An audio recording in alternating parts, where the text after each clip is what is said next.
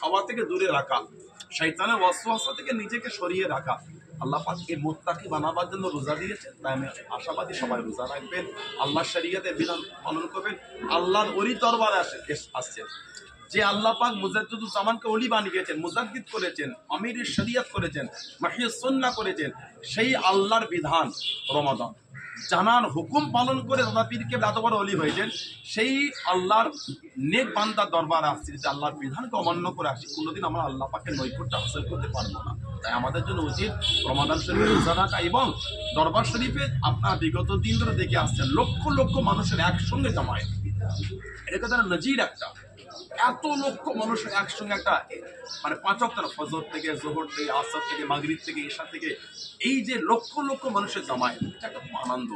বড় জামাতে নামাজ পড়া একটা নসিবের ব্যাপার। তাই আমি আশাবাদী সবাই 5 ওয়াক্ত নামাজ জামাত আদায় করবেন, রোজা রাখবেন এবং নোংরা থেকে দূরে রাখবেন।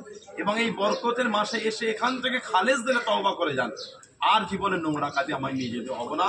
আল্লাহ ইবাদতের মধ্যে দিয়েই বাকি জীবনটা কাটিয়ে দেবো, এই দোয়া আল্লাহ দরবারে চান। আল্লাহ পাক দয়াময় মেহেরবানি করে আমাদের বিগত জীবনের গুণাগুলি এই বরকতপূর্ণ মাসের খাতিরে, আল্লাহ ওয়ালাদের খাতির আল্লাহ মাফ করে দিয়ে। অনেকে হোটেলে রমজান মাসে দেখছি আমাদের একটা নজরও পড়েছে, আচ্ছা তাদের উদ্দেশ্যে ছোট্ট একটা আমি ওটাই বললাম, দেখেন এসেছি আমার আল্লাহ ওলির দরবার, আমাকে ভাবতে হবে আমি কোথায় আসছি আর কে ইনাকে ওলি করেছে। আমরা আসলাম মুজাদ্দিদুজ্জামানের দরবার, কারণ আপনাকে এত ভালোবাসি। কেন ভালোবাসি? আল্লাহ তাআলাকে ওলি করেছেন। কে করেছেন? আল্লাহ করেছেন। যে আল্লাহ পাক দাদা হুজুরকে দরজা দিয়েছেন, সেই দাদা হুজুরের ভালোবাসা ছুটে গেলাম, করেছেন কি আল্লাহ। সেই আল্লাহর বিধান রোজা রাখা। তাহলে আমরা একটা ভালোবাসার বিষয়কে প্রাধান্য দিতে গিয়ে আর একটা বিধানকে অমান্য করে ফেলেছি। আমাদের জন্য উচিত হবে যে উভয় বিষয়কে প্রাধান্য দিয়ে নিজের জীবনকে গড়ে তোলা। যারা খাচ্ছেন তাদের ইমানের কমজোরিতা আছে, আল্লাহর বিধানকে তারা হেয় করেছেন, আল্লাহর সাথে ধোঁকা দিয়েছেন। তারা হোটেলে খেয়ে আমার মাথায় টুপি দিয়ে মুখ শুকিয়ে রোজাদারদের কাঁধে কাঁধে মিলে করছে, এটা লজ্জা ছাড়া কিছু নয়। এটা একটা মুমিনের পরিচয় হতে পারে, এটা ফাসিকের পরিচয়, এটা গুনাহগারের পরিচয়, কবিরা গুনাহ। শুধু গুনাহ নয়, কবিরা গুনাহ। রমাদান শরীফের এত গুরুত্ব। আল্লাহ পাক শাহরু রমাদান আল্লাযী উনজিলা ফীহিল কুরআন, আল্লাহ পাক এই রমাদানে কোরআন দিয়েছেন। এবং হাদিস শরীফে, বুখারী শরীফ, মুসলিম শরীফের রিওয়ায়াতে এসেছে, সরকারে দু আলম সাল্লাল্লাহু আলাইহি ওয়াসাল্লাম বলেছেন, মান সামা রমাদানা ঈমানান ওয়া ইহতিসাবান গুফিরা লাহু মা তাকাদ্দামা মিন যানবি। মানে যদি কোনো মানুষ ঈমান হালাতে, সওয়াবের আশা, আল্লাহ সন্তুষ্টির নিয়তে রমাদান শরীফের রোজাগুলিকে আদায় করে, আল্লাহ পাক তার বিগত জীবনের গুনাহগুলি মাফ করে দেন। এর থেকে জীবন আর আনন্দ কি পেতে পারে? আজকে প্রকাশ্যে এসেছেন, বাচ্চা সেরেগুলো রোজা রেখে ঘুরছে। একটা বড় লোক রোজা রাখতে পারে না? কিসের কমজোরিতা, কিসের ডক্টর? কিছুই ব্যাপার নয়। ডক্টরকে ভালো করে বুঝলে অবশ্যই ডক্টর তার মেডিসিনটা চেঞ্জ করে দিয়ে সময় চেঞ্জ করে দেবে। ডক্টরের এখানে অজুহাত দেখে এটা হলো একটা মুনাফিকের চরিত্র, একটা অজুহাত দেওয়া। নবী পাক জিহাদের জমিনে গেছেন, সাহাবাদের কারণে যেতে পারেন না, কিন্তু মুনাফিকরা তারা অজুহাত দেখে আমার এই কারণ, ওই কারণ, ওই কারণ। তখন নবী পাক মুনাফিকদের এই অজুহাত দেখে হাসতেন। সাহাবাদের নবী পাক দুজনেই জানলেন, একজনে ছিল অজুহাত, একজনে ছিল কারণ।